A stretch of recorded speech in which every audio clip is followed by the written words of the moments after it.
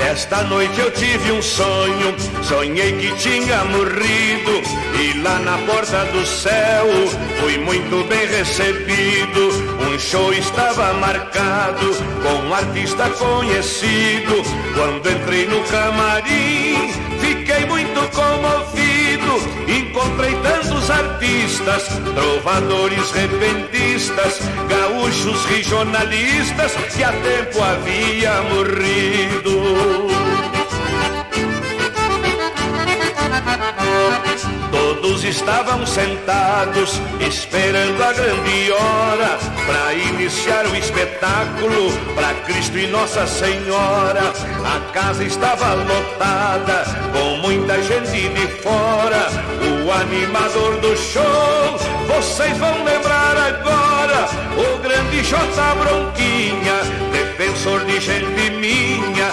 Disse: amigo Teixeirinha, porque os teus olhos choram? Falei com Darcy Reis Nunes, esquijoque dos cantores, e o grande Inácio Cardoso, o vovô dos trovadores.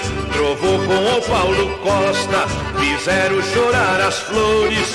Ouvi o garoto de ouro, rei dos improvisadores. Com o Zé Mendes chorei, Pedro Raimundo abracei, nos meus braços apertei os famosos cantadores.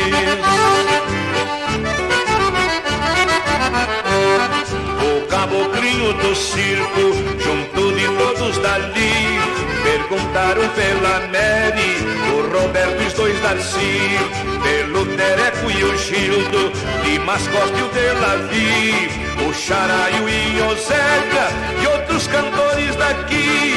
Os trios e duplas também respondi, vão todos bem. Assisti o show no além, depois pra terra eu desci.